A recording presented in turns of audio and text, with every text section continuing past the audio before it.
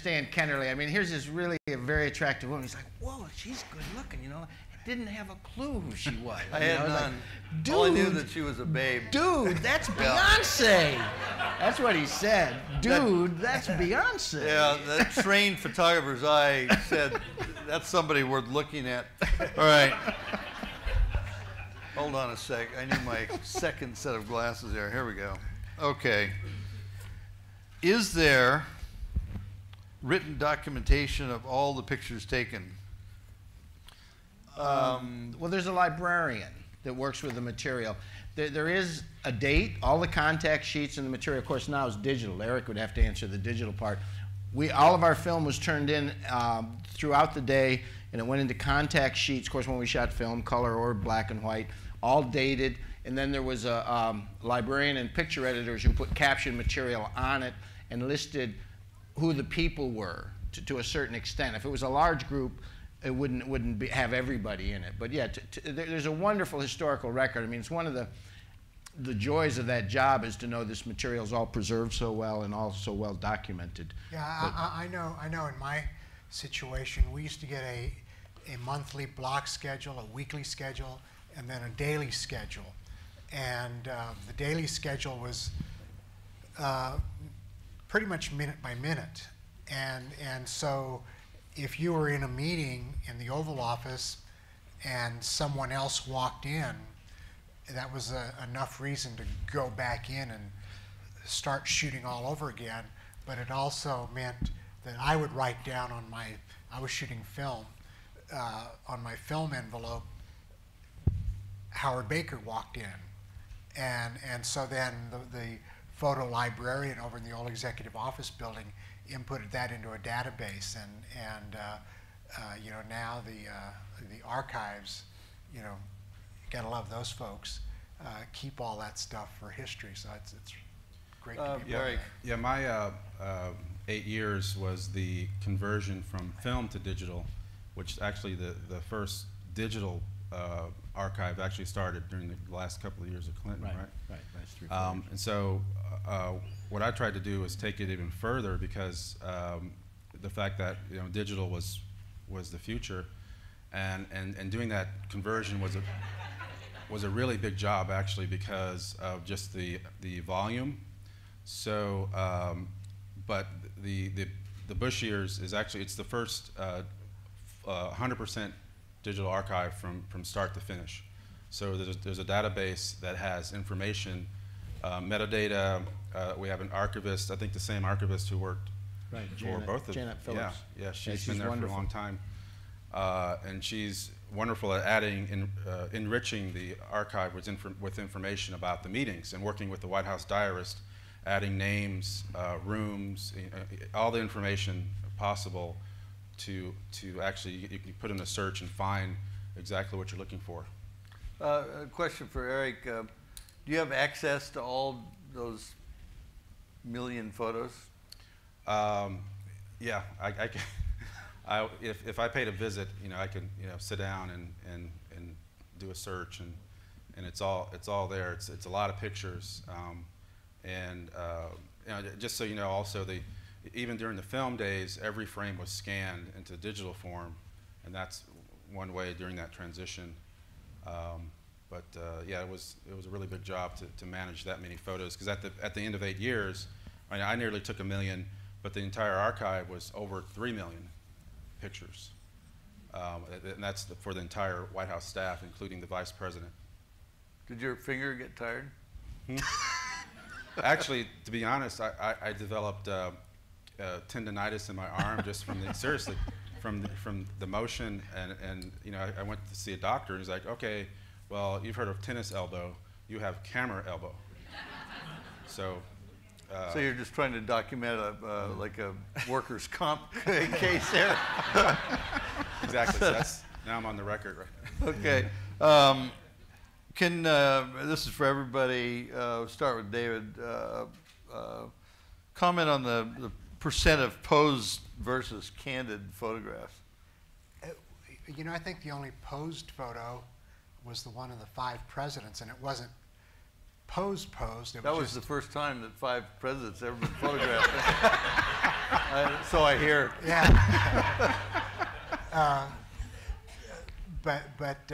You know, because I literally said to President Bush, hey, could you turn around for a quick shot? And all the presidents turned, and it was just that quick before David ever shot his photo. We got Just that. in case you didn't get that the first time I said it up there. The thing is, one of the things that you do have to do as White House photographer is, and I worked, as I said, I loved black and white, but I always did carry SLR with color film at that point. Canon cameras, by the way. Yeah, Canon. For handshake pictures, it's one of the big things you do. I mean, and one of the things that you actually come in handy for. I mean, the president's going down a rope line. Somebody says, "Oh, can I have a picture with you?" Well, you know, you can just turn and do it. But the deal now is, of course, everybody has their own camera, and the transformation for me, which is extraordinary, since I started, as I said, politics in 1972, to go into a room or an event, a political event, and the only people with cameras were the professional photographers. They were there to take pictures. Now you go to a political event, every single person in the room has a camera, whether it's a cell phone, and they're all busy taking pictures. You'll have your candidates start down the road to shake hands. There's nobody to shake hands with. They're all busy. They're all doing this, man, and he's like trying to, it's just hilarious to me that, but when the idea of posed, I mean, there's a lot of posed pictures because you go into a meeting and they want to, let's have a picture, In fact, I mean, if David didn't bring it up, I will myself.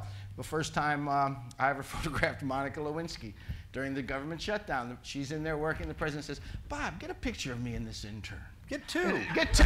Yeah, and he turned, and actually Ken Starr was interested in that picture too. I bet he was. But yeah. but there is a lot of posed pictures. You do posed pictures. But it's part receiving of the function. lines. Tons of receiving lines. Christmas, thousands. I mean, Christmas parties, hundreds of thousands of posed pictures, and it's just part of what you do. I mean, you're busy. It's almost reflexively. No, it's part of what the staff does, actually. Yeah, right. But that's why we had all these other photographers working for us. Right. Well, I didn't like doing receiving lines or windows, and so I what would you do with windows? No, I don't do windows. But everybody needs a picture with the president whenever possible. So the best way to do it is just sort of this, coming through. You've all done it, having your picture taken. The person who's like brilliant at it is Barack Obama. I've never seen anybody who looks so good in every single frame. Because I did at Texas A&M when they had that event with 41 and Barack Obama, and there were like 20 friends of the thing, and I shot it backstage, and he looked the same in every picture, and he looked great. It was like, he's really happy to be here with this person having their picture taken. I mean, I can't believe that he was. It's a skill. It's a politician. Yeah, it's very good. I mean, it's an acting job. Yeah. Yeah, photo ops are just a really large part of being the official White House photographer, or this delegating to the staff. But it's an important part too, because it's having that photo of someone meeting the president means so much to that person. For example, that you can hang on their wall in their homes for years and years. And President Bush loved posing for photos, so he really kept me busy a lot and he loved to personally sign the images and send them back. And that was his way of thanking the person. And he really he signed hundreds and hundreds of pictures. And like Robert just touched on the receiving lines around Christmas time, which is like the busiest time of year with all the Christmas parties and everyone who comes through. And so like a Christmas party for the president and the first lady is standing in a room for 3 hours shaking hands and posing for photos. And every president does it, and it's a huge part of the job. What this one we could start with Valdez. What were the reactions you saw from crowds, people in different countries that you visited? Reactions to the president? Well, you know, when it's like stocking a pond, though, isn't it, with fish? Yeah, I mean, probably one of the more exciting times was after we left the presidency and the Emir of Kuwait invited him to Kuwait, and I was lucky enough to go on the trip. And did you get a gold watch? Well, I was a civilian. The Kuwaitis can be very generous, actually. I was a civilian at the time, right. and yeah. I was just kidding. I wish I would have gone on the trip. They all got gold watches. We never, everywhere, whenever we went with former President Ford anywhere, it wasn't that good. So, sorry. Yeah. What about them? I mean, but I also remember the last day he was president, and we went out on the South Lawn, and there were a lot of tourists out there, and it was literally, it was probably 10 o'clock that morning on Inauguration Day, and some of the tourists were out there saying, "We love you, Mr. President. We're going to miss you, Mr. President," and it was an interesting dynamic and interaction. So when we were in Warsaw, and we had 1 million people come out who were experiencing freedom for the first time, and that was a long process with President Reagan, and it happened on George Bush's watch. The fall of the Soviet Union and communism over, and then we're in Warsaw. It was an incredible reception.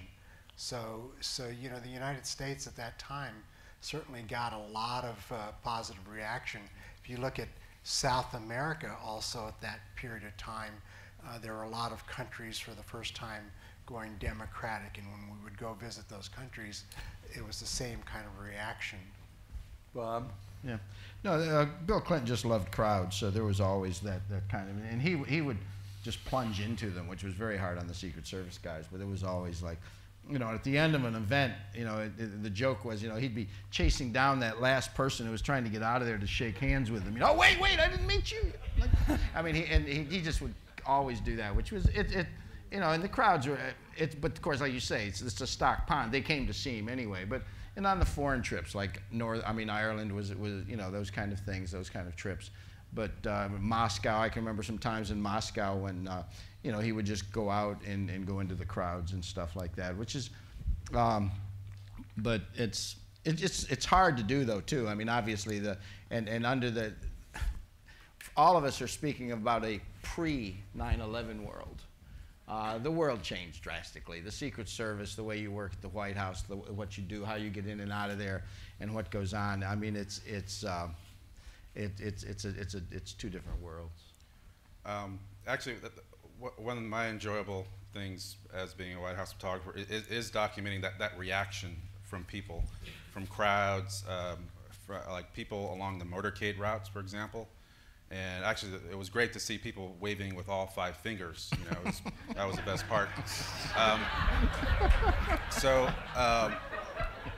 But I think my most favorite motorcade experience was actually the president's final trip to Africa, and to see the African, we went to Ghana, Tanzania, Liberia, and it was this incredible outpouring of, they're so thankful of the aid that they've received to fight malaria, to fight HIV/AIDS, and it was just incredible to see people in the streets in mass with signs and yelling and screaming, and I mean it's so exciting to ride through cities all over the world like that. President Ford gave me extraordinary access, both the Oval and the second floor residence. Did the other photographers presidents give this kind of access? Start with Eric. Well, actually, you can see. It's.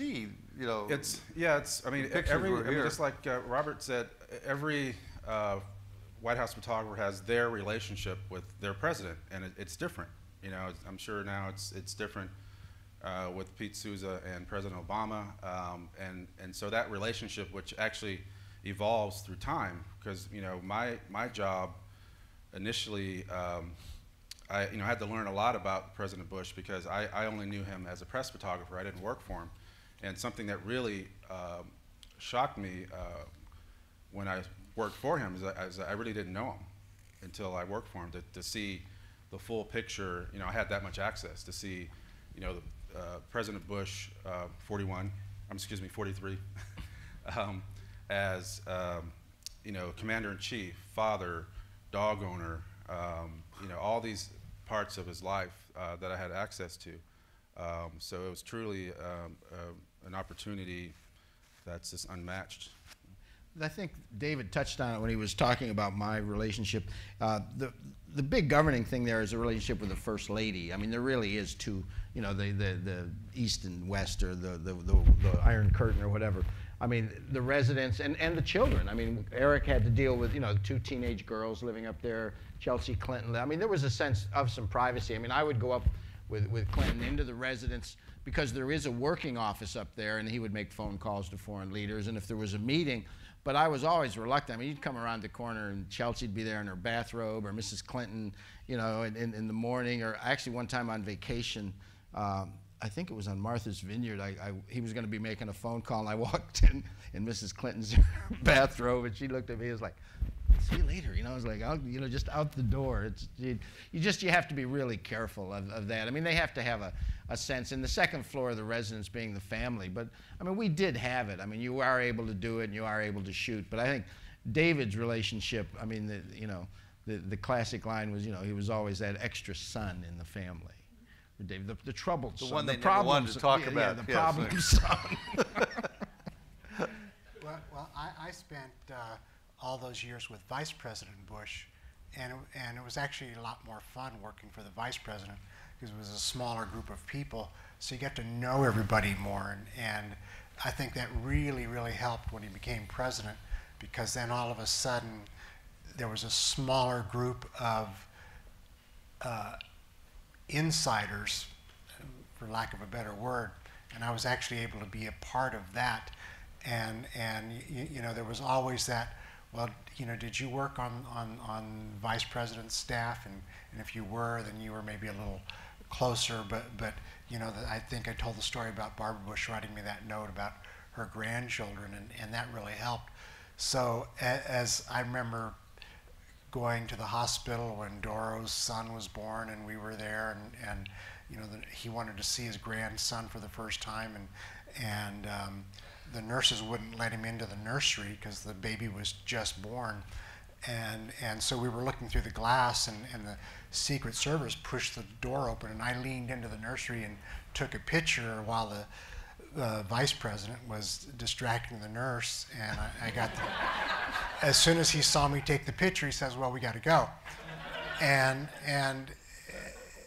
you know, being with them in the Bush family at births and at the death of his mother, you know, I really became a part of that whole thing, and really cherished that relationship. Last question. Start with Eric. Your most memorable moment during your service as White House photographer? Wow, that's a tough one. I'll tell you a story from actually day one, which actually could have been the worst moment.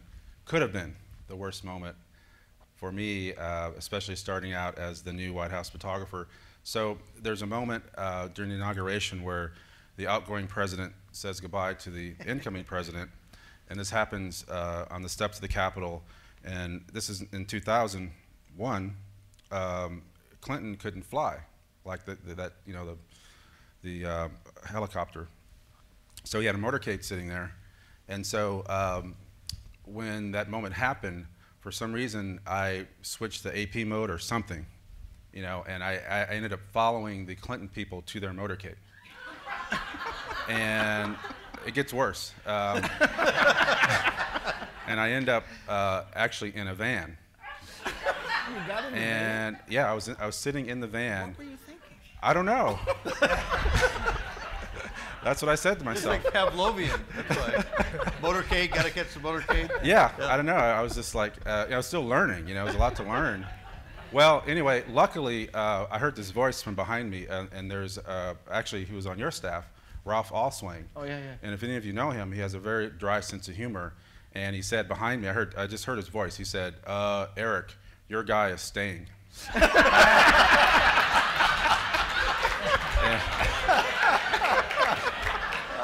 And I was very lucky that the door didn't close. Oh my God. And I just bolted out of the car, and I saw the President and Mrs. Bush walking up the stairs, and I caught up like nothing happened. That's Great story. Well, actually, Robert. just the other side of that, Ralph, his point was, you know, you leave for Ralph, he left the White House that morning, a White House photographer in the motorcade, really important, and he walked home from the Capitol. You know, you're let out, they dropped off President Clinton to go, and then you're on your own. It's just, you know, it's no more. The pin's gone. I mean, I think that's the not one specific moment, but I think every day working at the White House, I mean, I can just, you know, as it was happening, I felt I had a fairly clear understanding of how ephemeral it was. It wasn't permanent. You want it to be permanent in a way as a photographer. I mean, I'd get up in the morning and drive down to the White House, go through the gate, you know, be waved through the gate, park on West Exec right next to the entrance to the West Wing, get out of the car, walk into my office in the basement of the West Wing, pick up 3 or 4 Leicas, you know, all sitting there, grab some film out of a drawer, look at the pictures from yesterday that I shot or whatever, and walk into the Oval Office. And there was the President of the United States and the Vice President or whatever visiting dignitary, and start taking pictures. I mean, it's as that kind of ease to work is unknown in the world, you know. I mean, not just to be able to do that and make meaningful pictures, and to have that freedom to focus and to build on that. You say what was the best moment? The moments build, and they create an ability to create pictures that actually have meaning beyond just that. And I think for Eric, the reason to take the job, I mean, AP, it's a wonderful job, but you're only hitting like different things all over the world for one day. This job is a day in, day out opportunity to create a picture that's kind of meaningful beyond the fact that it's Bush 41 or Clinton 42 or Obama 44. It's about America, and it's about American history and what the record is. So it's an ongoing process. Every day is the best day of your life shooting there. I remember being with President Bush, and this happened several times, and we'd be going into some palace somewhere or into the Kremlin, and you know, he'd kind of hit me with his elbow, and he'd say, "Can you believe these 2 guys from Texas are coming in here doing this?" You know, and it was interesting because he was always in awe of the presidency, and he knew he was a temporary employee there, and so he wanted to maintain the dignity of the presidency, and so there were several times when I would find myself maybe alone in the Oval Office for a few moments, and I'd stop and say, you know, I can't believe that it's me here. And on Inauguration Day, when President Clinton was sworn in, I left with former President Bush, and we went down to Houston, and then I flew back on the 747 that at one time was the Air Force One when the president's on. It's Air Force One when he's not. It's not. And so we flew back to Andrews, and I still had my White House cameras, and I still had my Secret Service pen and that stuff. And so I went into Bob's office and you know, left my stuff, and the lights were on, and I symbolically turned the light switch off and left the West Exec there for the last time, and it was interesting. The next day I did an interview on Today's Show with Bryant Gumbel, and you know, he was kind of asking me what was going on, and you know, how things were going, and it was kind of the first moment that I realized, gee, I don't work for the President of the United States anymore, and I can actually say anything I want to say. And so you know, I was looking for my hire me sign so I could put up on We'll work for photos. Yeah, we'll work for photos. But you know, it's like Bob was saying, every day was just amazing, and I was always amazed that I had that opportunity, and you know, it's one of those things that we'll all have for the rest of our lives, and we've contributed to history, and it's great to be a part of that history that will live on and on. I think there were so many memorable moments, certainly, but one that I particularly recall was when President Ford went campaign for the last 2 weeks in '76, and then we were up in the White House residence until 2 o'clock in the morning, and Dick Cheney was up there smoking cigarettes, and so was I. And you could see that it was going to be over with, and there was Jake Javits and Cheney and the president in this one room where it really became clear that he was going to lose. And so he went to bed and got up really early again, like 2 or 3 hours later. But I was in the Oval Office when Ford had he was hoarse because he'd been campaigning so hard, and so he could barely talk. And we got Jimmy Carter on the phone, and Dick Cheney was sitting in another chair and actually read the statement. I mean, he croaked something to Carter, congratulations, and then Cheney read the concession statement, and then went out in the press room, and Mrs. Ford actually read that statement to the press, and the president was standing there, and then he went down and shook hands with the press people, and I and President Ford and Terry O'Donnell, who was the other person that spent probably the most time with the president than anybody, the two of us walked back into the Oval Office, and the president put his arm around Terry and said, Terry, I don't even think I've told you what a great job you've done for me, and you know, if there's anything I can do for you to help you out after you leave here. And, you know, Terry's got tears streaming down his face, and so do I, trying to take the pictures of this.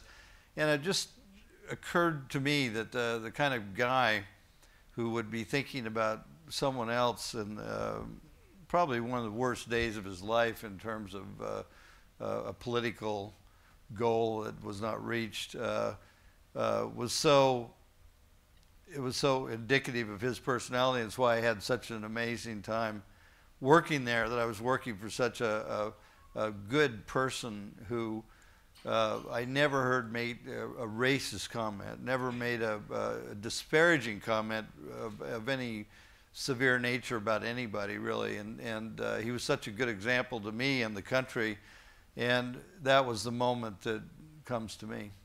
So, thank you very much.